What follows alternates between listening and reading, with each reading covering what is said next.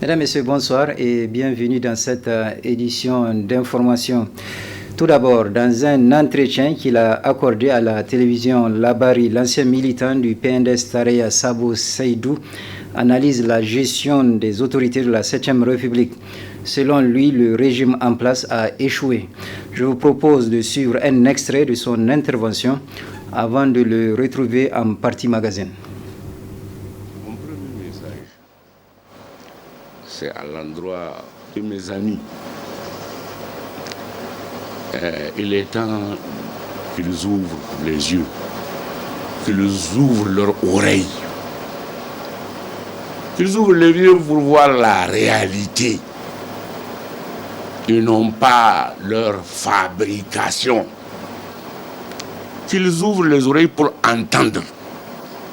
Et s'ils le font, ils doivent conclure nécessairement que ce qu'ils ont fait là, c'est essentiellement négatif. Et qu'ils se doivent de corriger en faisant appel, je dirais, à leurs premiers ou à nos premiers engagements de jeunesse. Nos premiers engagements de jeunesse, c'était servir le peuple et non se servir. Et non se réaliser. Aujourd'hui, pour l'essentiel, ils ne se sont que servis et réalisés. C'est le régime FVVA. Eux, ils comprennent ce que je dis. Eux, ils savent ce que ça signifie. Alors, on est à un point où les gens, le pays en a marre. Qu'ils fassent appel à leurs idéaux de jeunesse. À leurs idéaux de jeunesse qui, à mon sens, ont conduit à former, disons, le parti là. Et cet idéal-là, c'était servir le peuple. Servir la nation. Et non se servir. Et non se réaliser. Conséquemment à ça, il voit la réalité et il rectifie. C'est qu'on a outrepassé dans tous les sens ce que les gens qu'on avait critiqués depuis 1973 ou depuis les années 70, dans le mauvais sens. Et on a abouti à cette impasse-là. Le syndicat national des enseignants de base a organisé ce matin au CCOG de Niamey un conseil syndical extraordinaire en vue de préparer son 7e congrès ordinaire. Les travaux du conseil ont été lancés par le secrétaire général de l'Union des travailleurs du Niger. Compte rendu Ismaël Moumouni et Chebou Guisso. Inviter leurs militants à resserrer les rangs pour le développement de l'école en général et l'amélioration des conditions de vie et de travail des enseignants en particulier. C'est pourquoi le syndicat national des enseignants de base SNEP organise ce conseil syndical extraordinaire. L'heure est grave. Les enseignants contractuels attendent les recrutements au titre des années 2015, 2016, 2017, 2018, 2019 et 2020. La régularisation des indemnités de responsabilité, de prestations familiales, de zones désertiques, que sais-je encore, est devenu un parcours de combattants. Les incidences financières liées aux avancements, reclassements et autres indemnités diverses ne sont plus payées.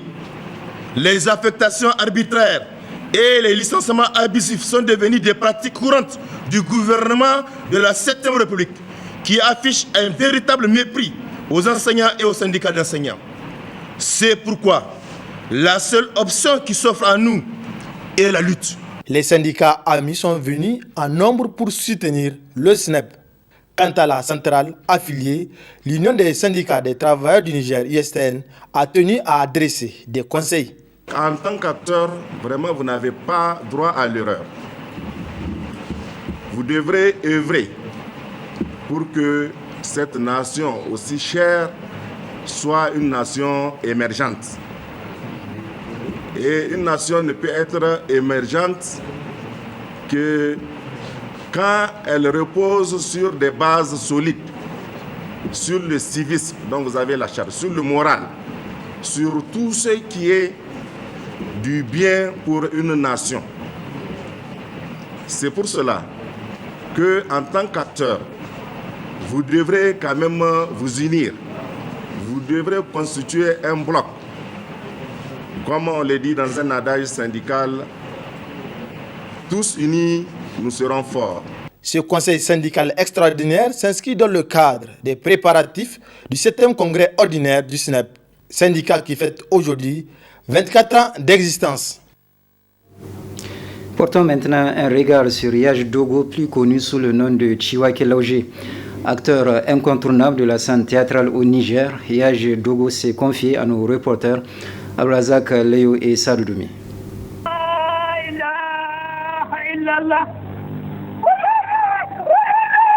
L'acteur est plus connu des populations nigériennes par son sobriquet Chiwake Laoje, mais son vrai nom est Yazi Dogo.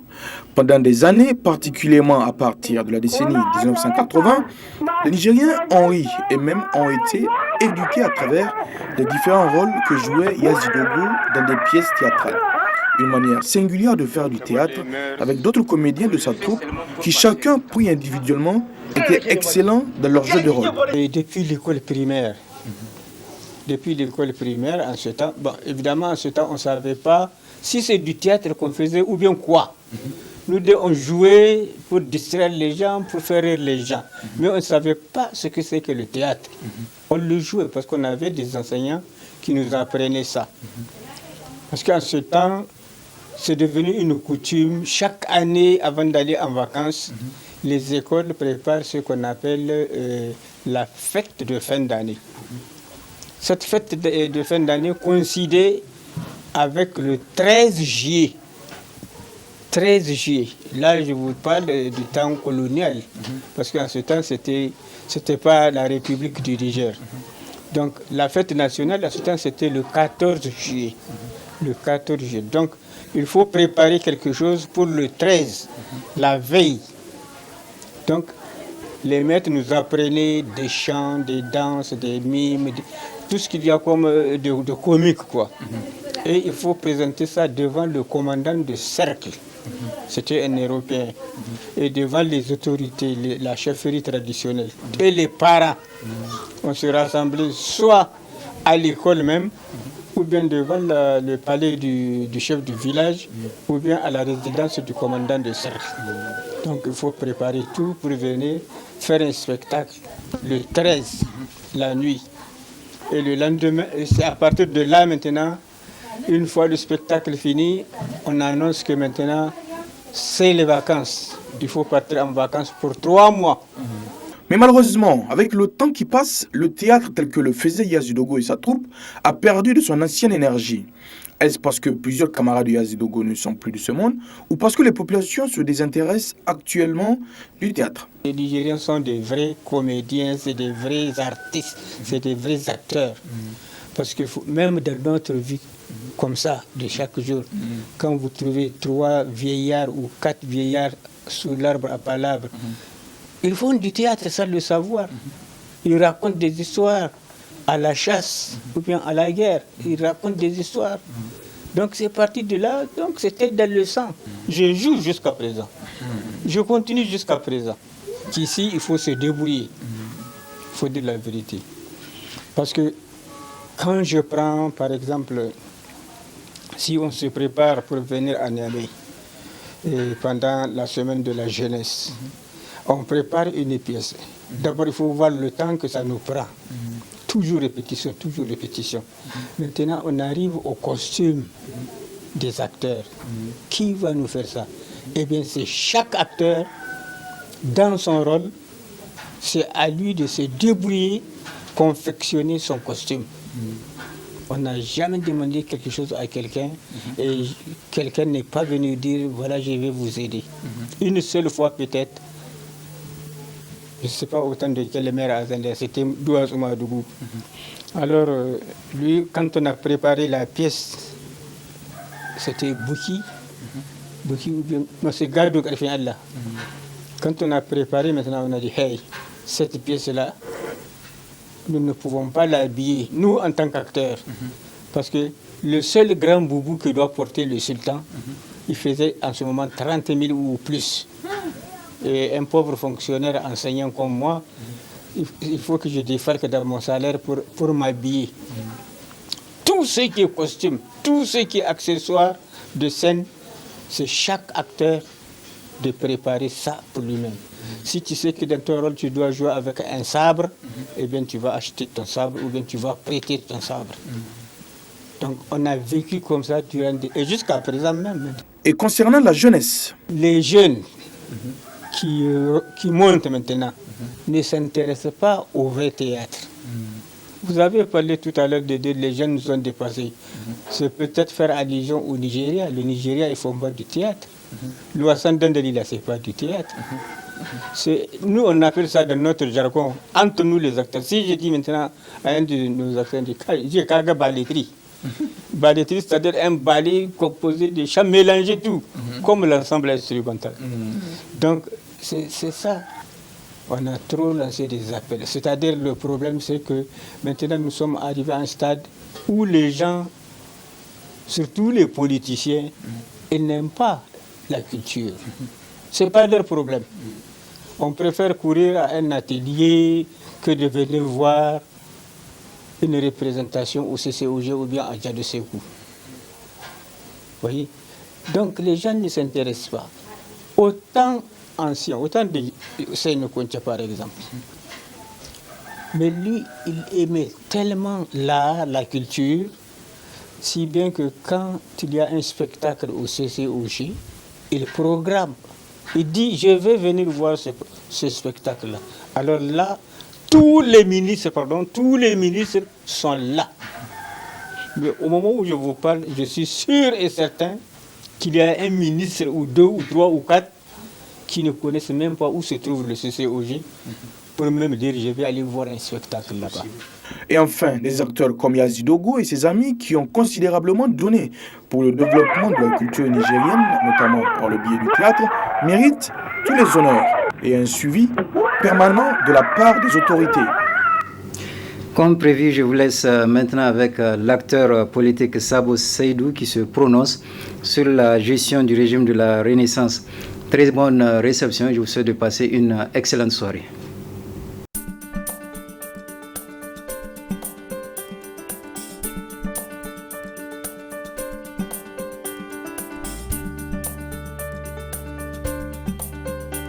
L'idée est partie d'un certain nombre de discussions, de concertations entre des camarades qui se connaissent, qui s'estiment et qui ont tous conclu à la nécessité de faire cet appel. Moi, à titre individuel, j'estime de mon devoir de souscrire et de m'engager dans cet appel-là. D'abord, les gens n'ont qu'à, disons, excusez-moi, j'ai un état de service au niveau de l'engagement politique dans ce pays-là.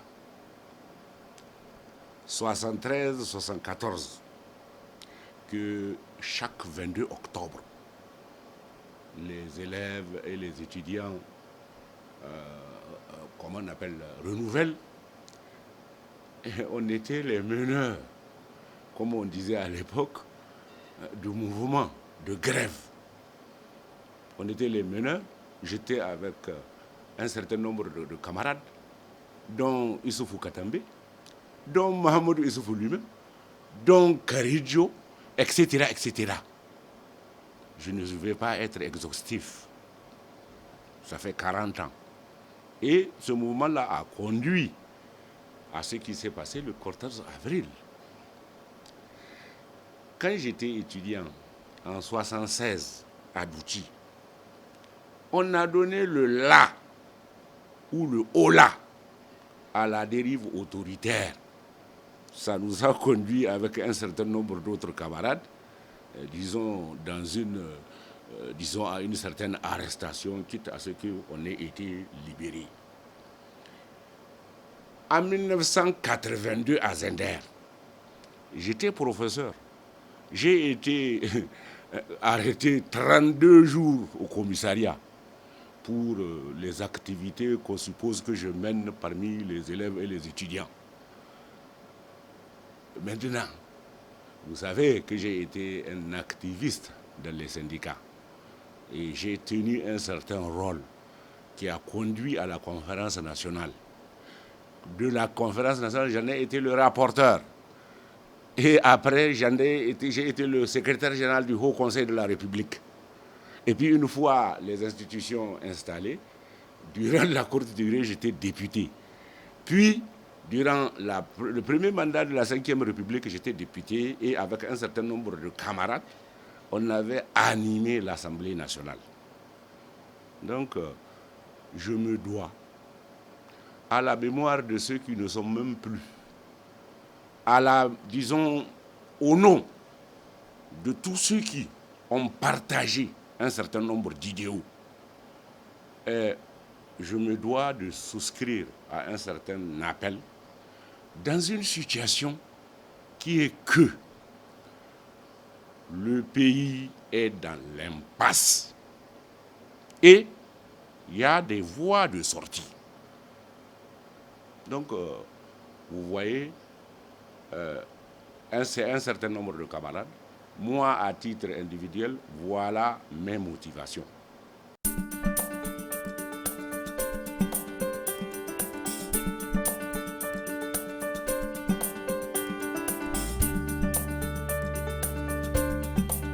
L'objectif principal est que les exigences là que nous avons énumérées soient satisfaites.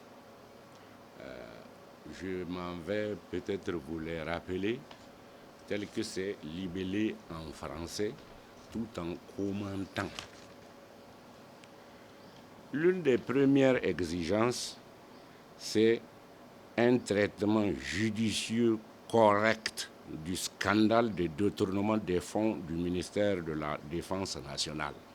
Pourquoi nous disons cela? Parce que les gens disent que c'est eux qui ont soulevé ça. Oui, c'est vrai, c'est vous qui avez soulevé ça. Mais ça concerne tout le pays. Et ça concerne tout le pays parce que tout simplement, entre autres, quand je dis entre autres là, ce n'est pas pour négliger, les conséquences de ça concerne tout le pays, ça concerne la question de la défense de ce pays-là. Quand on donne des marchés d'armes à des gens qui ne s'y connaissent pas, à des mafieux qui donnent des armes défectueuses, il y a une très grande responsabilité.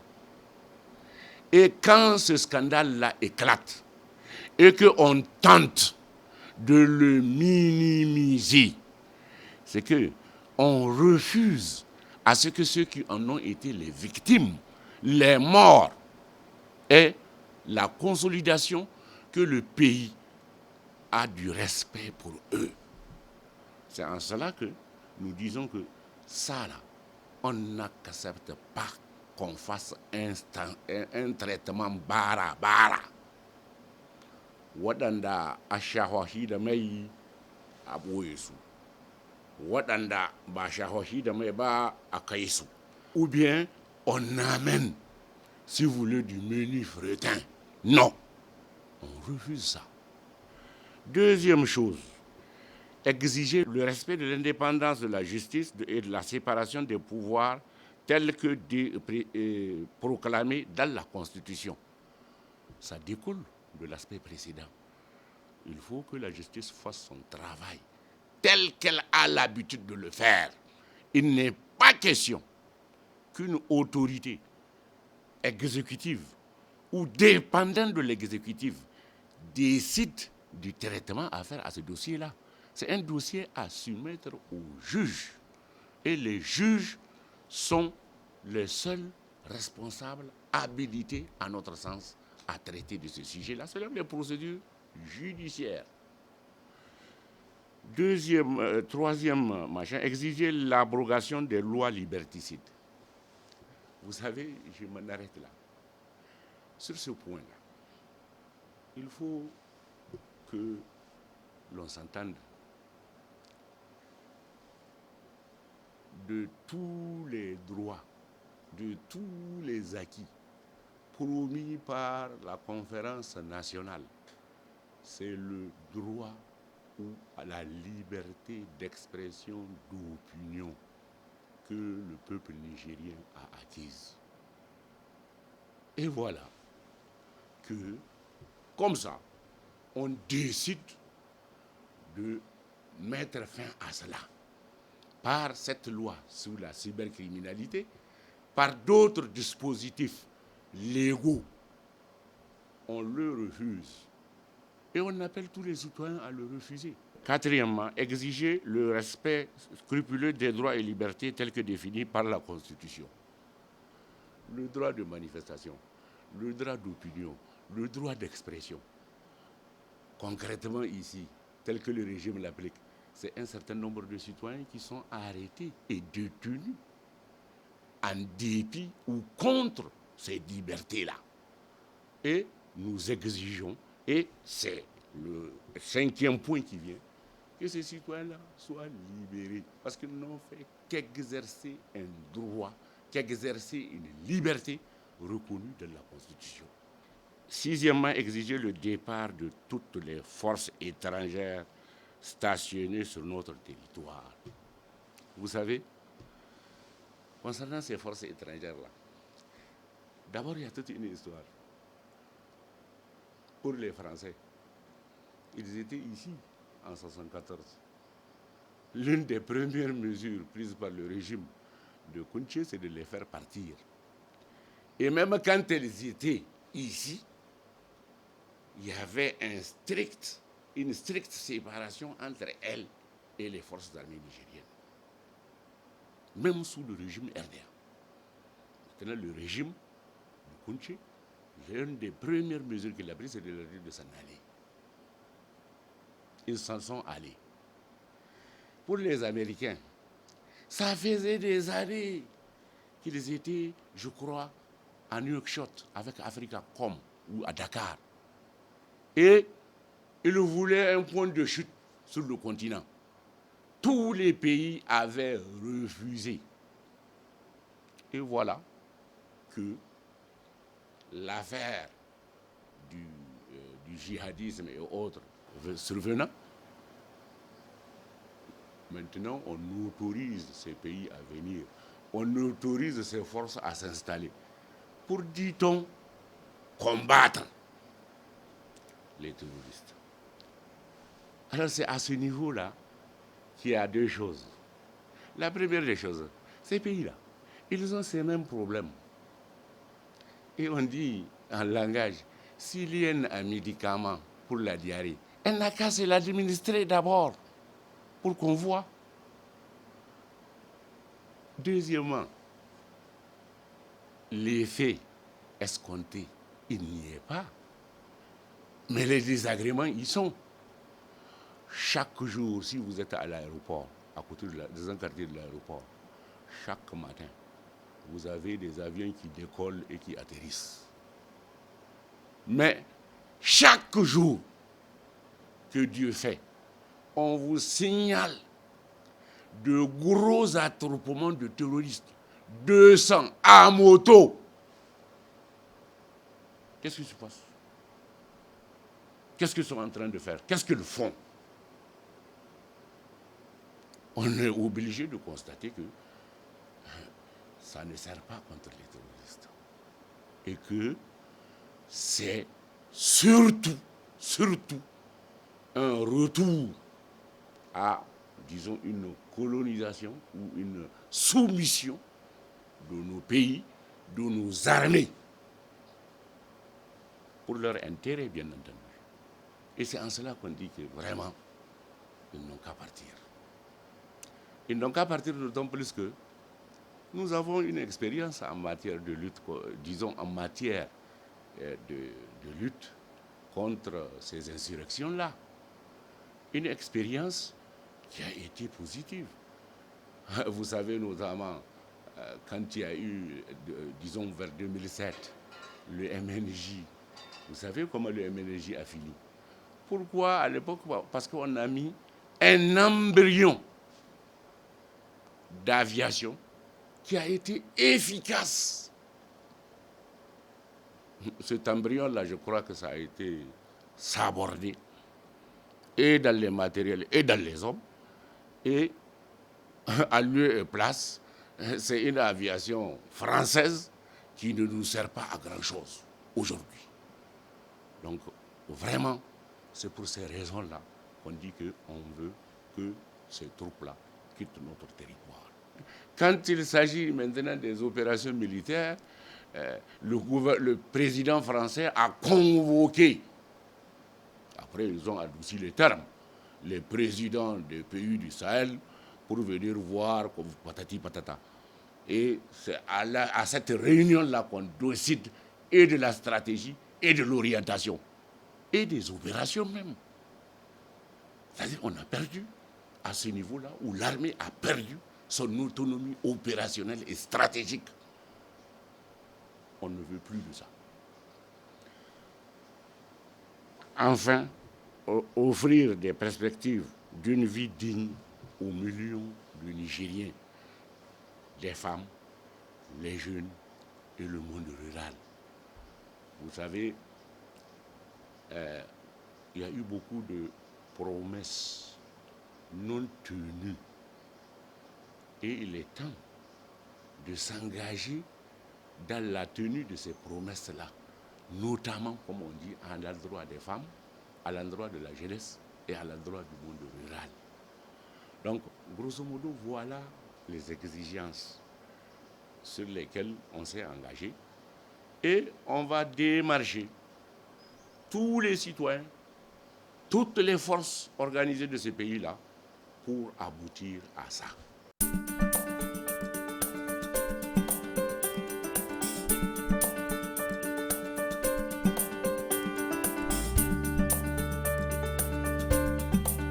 Le premier moyen dont on dispose ou dont on s'est donné, c'est de dire haut et fort. Voilà les problèmes, voilà l'objectif. Et quand je dis haut et fort, c'est qu'on a installé ou on tente d'installer une atmosphère de liberticide, notamment concernant la liberté d'opinion ou l'expression politique. Nous, on s'est résolument engagés. 1. 2. On s'est adressé à tous les citoyens nigériens. Tous les citoyens nigériens. Et on les appelle, comme on dit,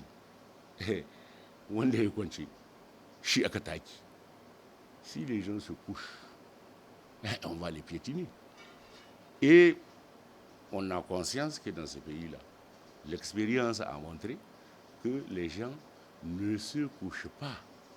Ils ont l'habitude, dans le passé, de se lever et de défendre leurs droits. Troisièmement, on va démarcher toutes les organisations, comme je vous ai dit, pour les inviter justement à adhérer à ces objectifs-là. Et maintenant, on s'en va pour les conquérir.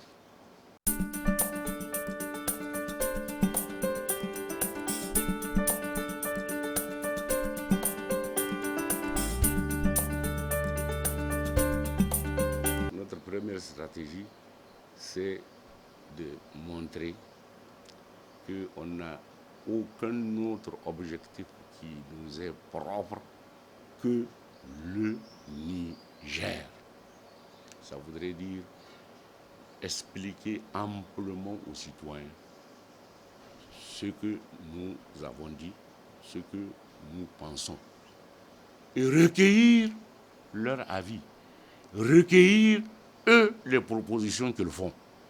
y compris les propositions d'action. Et c'est avec ça là qu'on va marcher. Et Inch'Allah, dans cette démarche-là, nous croyons que nous aurons du succès.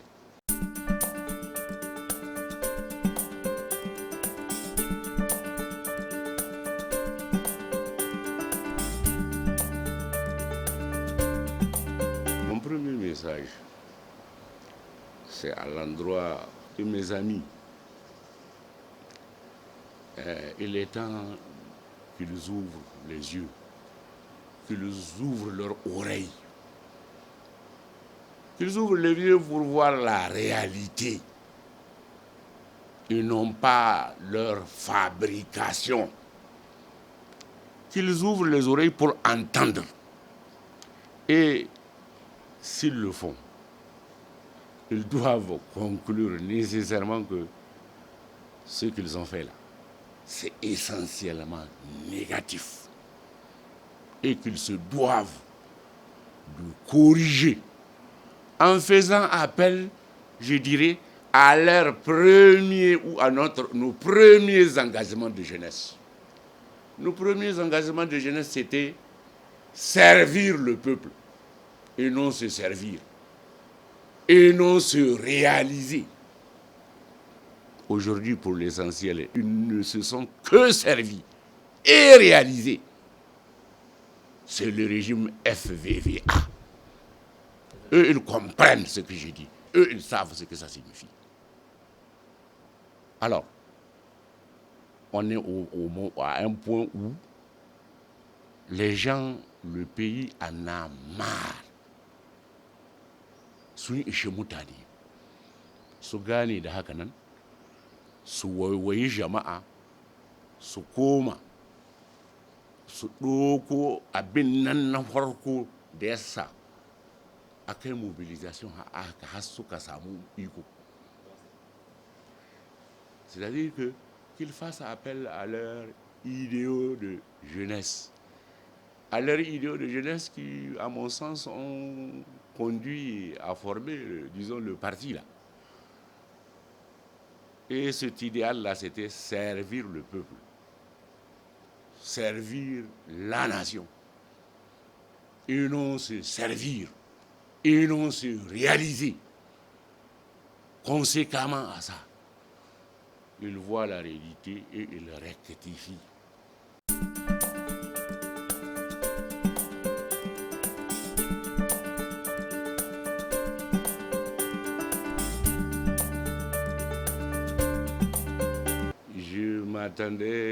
Je ne m'attendais pas.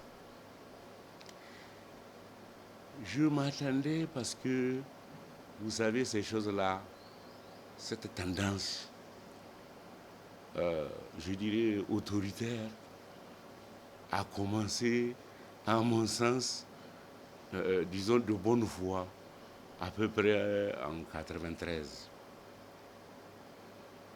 Vous savez, nous avons participé aux élections, aux premières élections démocratiques. On s'est retrouvé avec, je crois, 10 à 12%. Il y avait des gens plus tard qui appelaient Issou Mamadou Monsieur 12%. Pour nous, c'était en quelque sorte une déculottée qu'on a compensé en faisant de telle sorte qu'on batte ce qu'on appelait à l'époque les forces rétrogrades pour faire l'AFC. Mais entre-temps, on s'est retrouvés et on a dit, bon, grosso modo, quoi, que bon, voilà les moyens que ces gens-là ont utilisés pour acquérir leur électorat. Nous aussi, on va utiliser ces moyens-là. Les moyens tant institutionnels de l'organisation du parti que les moyens, si vous voulez, en termes de, comment on appelle, les moyens, quoi, si vous voulez, la vulgarité, là, utiliser les moyens financiers, etc. Et autres. Chemin faisant, on a fait de plus en plus de bons scores, mais de plus en plus, je dirais, on a perdu notre âme. Et c'est dans cette situation que l'on a acquis le pouvoir. Entre-temps, moi, j'ai été éjecté. J'ai été éjecté.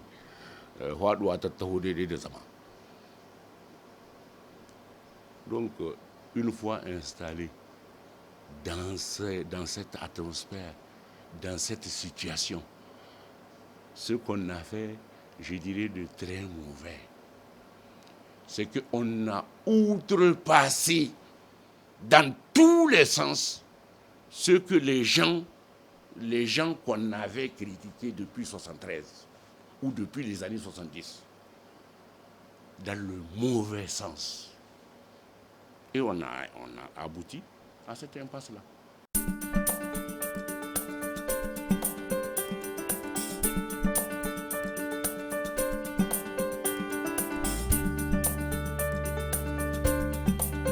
Le président, là, il a une qualité de faux. Un, il est volontariste. Deux, il est très attaché à des personnes. Volontariste, ça signifie que l'objectif défini, tous les moyens sont bons. Deux, quand je dis attaché à des personnes, c'est qu'il est très difficile, sinon impossible au président, tel que je le connais, de se séparer des gens avec lesquels il est, ou il était, ou il estime avoir une dette. Ce qui fait que, de ce point de vue-là, j'estime que il est en quelque sorte, il se paralyse. Il se paralyse. Nous voulons contribuer à ce qu'il puisse voir qu'il y a autre chose à faire que ce qu'il veut faire maintenant. Couvrir des malfrats. Et nous espérons que Dieu nous aidera.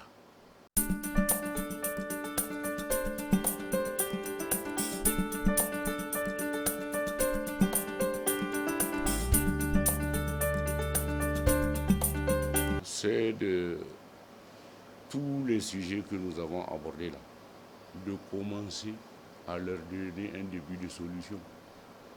Libérer les gens là qui ont été pris pour machin, pour délit de manifestation, d'opinion ou d'expression. Œuvrer pour qu'il y ait un traitement judiciaire conséquent de l'affaire du ministère de la Défense, etc., etc. Donc il faut qu'il donne suite à cela. Il faut qu'il donne suite à cela, c'est de sortir la tête haute.